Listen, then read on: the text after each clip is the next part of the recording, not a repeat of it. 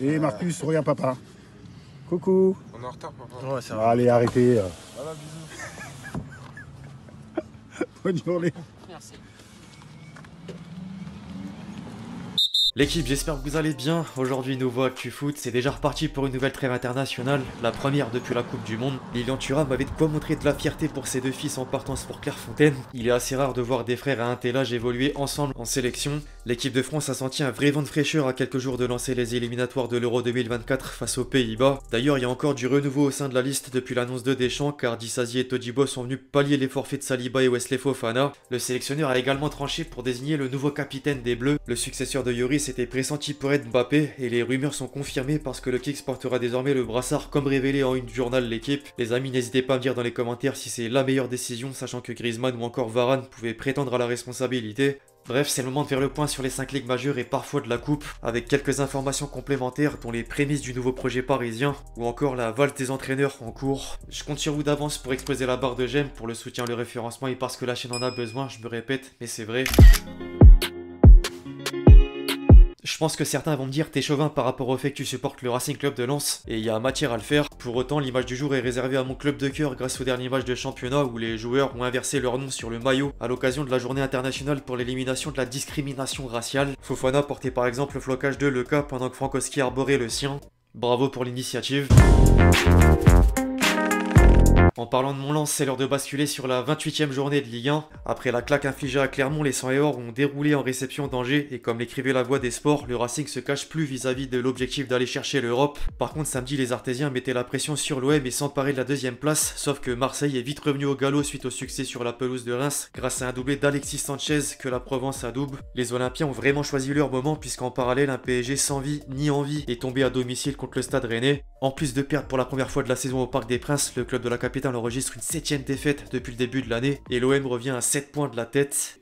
J'étais obligé de m'attarder sur la conférence de presse lunaire de Galtier qui a tenté de justifier la défaite pendant que la crise continue de s'amplifier. L'entraîneur parisien mentionnait d'abord la performance de Mandanda solide dans ses cages. C'est véridique. D'ailleurs, l'ancien Marseillais figure dans le traditionnel 11 type avec quelques coéquipiers. En revanche, ensuite, Galtier a encore osé pointer du doigt les jeunes. Je cite: est-ce que cette défaite va générer une réflexion de la part de ma direction? Peut-être, mais il faut quand même tout resituer dans son contexte, avec un effectif où il manquait 8 joueurs et un changement obligatoire à la mi-temps puisque Pembele est sorti sur blessure. C'est pas tout. Mettez-vous à la place des joueurs qui préparaient un match, qui voient 8 joueurs absents et qui rentrent dans le vestiaire avec des jeunes du centre de formation qu'ils ont dû voir une ou deux fois à l'entraînement. Aïe aïe aïe, il est une fois de plus fort avec les faibles et faible avec les forts. Alors il a beau rester 10 matchs avant la fin de la saison, mais l'avenir du technicien alimente déjà les débats. À en croire Loïc Tanzi, les actionnaires n'ont certes pas encore pris de décision, or il y a quand même une réflexion en vue de le licencier. C'est idem à propos de Luis Campos selon Foot Mercato. Les stars de l'équipe accusent le conseiller sportif d'avoir raté les deux derniers mercato et le Qatar s'agace face à ce constat d'échec. A noter qu'il garde toujours le contact avec Chelsea en même temps d'avancer sur la prochaine fenêtre de transfert.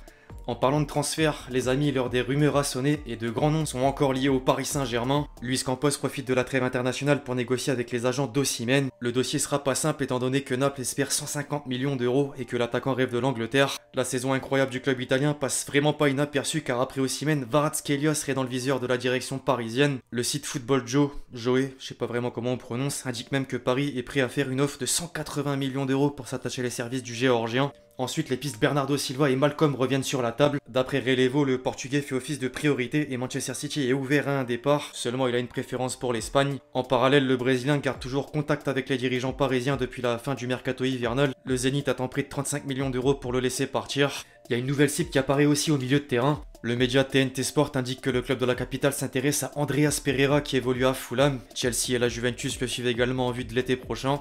La liste est longue, mais il faudra évidemment d'abord penser au fair play financier et surtout trancher vis-à-vis de certains cadres du vestiaire, dont Messi. Une prolongation fait de moins en moins l'unanimité en interne, tandis que le Barça tente toujours de réaliser son retour en Catalogne. Le Mundo Deportivo explique que Laporta étudie la faisabilité avec quelques arguments comme réduire le salaire de la Pulga ou encore que son rôle sera différent dans l'équipe par rapport à l'époque. Alors la presse espagnole change pas les vieilles bonnes habitudes, sauf que les joueurs participent désormais à la propagande à l'image de Sergi Roberto. L'ancien coéquipier de l'Argentin milite clairement pour rejouer à ses côtés et critique le club français pour le traitement qu'il subit depuis l'élimination en C1. Bref, en parlant de Barcelone, les amis, en Espagne, la Liga a pris un tournant suite au Classico. Le Barça s'est imposé pour disposer de 12 points d'avance au classement et se rapprocher encore un peu plus du titre. C'est du délire aux yeux de Sport pendant que les quotidiens madrilènes fustigent la fin de la partie. Marca met en avant l'action du but synonyme de défaite et titre que la Maison Blanche était à 1 mm de la Liga en référence à un hors-jeu éventuel. As s'en prend plutôt à Benzema au point de lui donner la note de 0 au sein des pages intérieures. Les journalistes espagnols reprochent au Ballon d'Or une baisse de niveau par rapport à la saison dernière. Un mot au passage sur le FC Séville et naturellement sur la fameuse valse des entraîneurs que j'évoquais en intro. Le club andalou enchaîne les mauvais résultats et parvient pas à relever la tête dans la deuxième partie de tableau. Du coup il fallait couper une tête et c'est un certain Sampaoli qui en a fait les frais. L'ancien entraîneur de l'OM est licencié. Idem pour Patrick Vieira en Angleterre. Crystal Palace a limogé la légende du foot français à cause de son bilan. Les licenciements de coach deviennent vraiment un phénomène de mode, notamment en Angleterre, parce que depuis le début de la saison, presque tous les mois un coach se faisait éjecter du banc. Le pire c'est qu'il pourrait encore y en avoir un autre dans les prochains jours. Antonio Conte a pété un plomb en conférence de presse après que Tottenham se soit fait tenir en échec par Southampton. La presse anglaise n'en revenait pas et ne voit qu'une solution, que Daniel Levy, le président des Spurs, le mette à la porte. Alors certains n'ont peut-être pas entendu les déclarations de l'Italien. Allons-y, je cite. Le problème c'est que nous avons montré que nous sommes pas une équipe, nous sommes 11 joueurs, je vois des joueurs égoïstes, je vois des joueurs qui ne veulent pas s'entraider, ne jouent pas avec le cœur, mais ici nous y sommes habitués depuis longtemps. Ça donne déjà une petite idée de la suite. Le club a la responsabilité du marché des transferts, les entraîneurs aussi, et les joueurs. Jusqu'à présent j'essaye de cacher la situation mais il reste 10 matchs. Les gens pensent que nous pouvons nous battre. Se battre pourquoi? Avec cette attitude, cet esprit, cet engagement pour la 7ème, la 8ème place, je suis vraiment contrarié. A noter que Tottenham est 4ème actuellement. Excuses, essayez de les protéger à chaque fois. Allez, nous sommes des professionnels. Le club nous a payé beaucoup d'argent, les joueurs reçoivent de l'argent, j'ai reçu de l'argent. C'est pas pour trouver des excuses. Et le meilleur pour la fin, ils sont habitués ici à ne pas jouer pour quelque chose d'important. Ils ne veulent pas jouer sous pression. L'histoire de Tottenham est la suivante. 20 ans que le propriétaire est là et ils n'ont jamais rien gagné. Pourquoi ?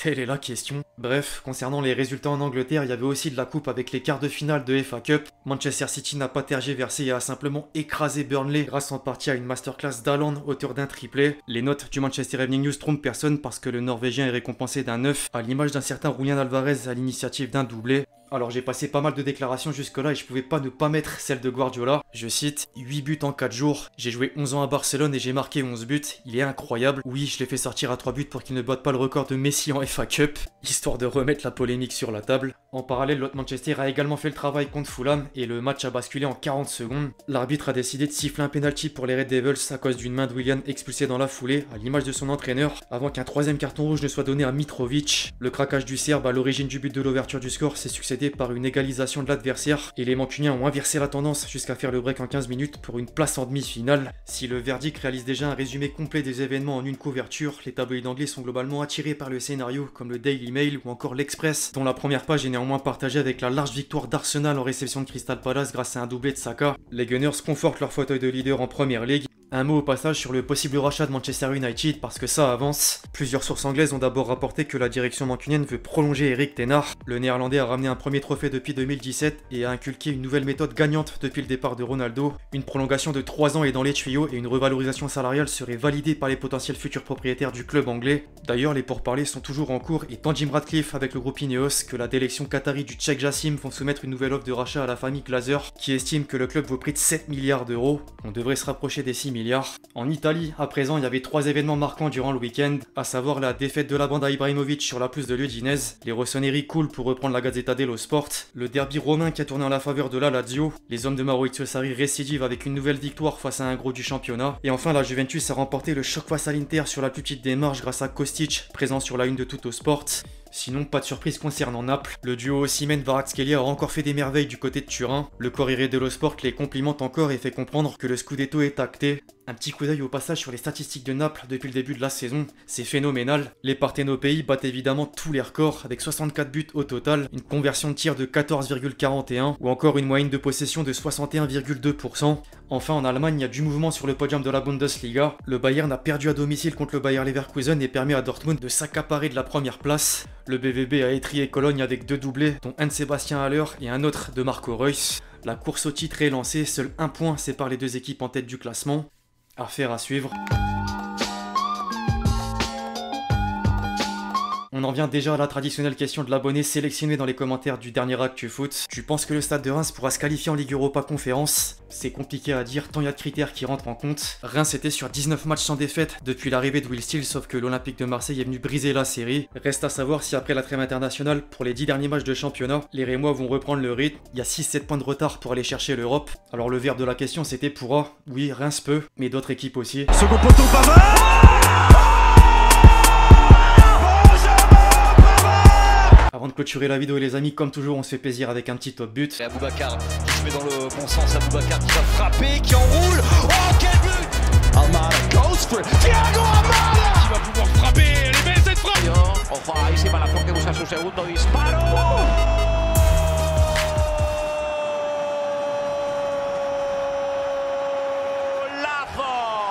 Enfin bref, l'équipe c'est tout pour l'actu foot du jour, j'espère que vous l'avez kiffé, je compte sur vous si c'est le cas pour lâcher votre meilleur pouce bleu. Pensez à lâcher votre commentaire et votre question pour le prochain épisode, puis d'ici là on se retrouve très vite sur la chaîne pour de nouvelles vidéos, c'était Lexti. Ciao ciao.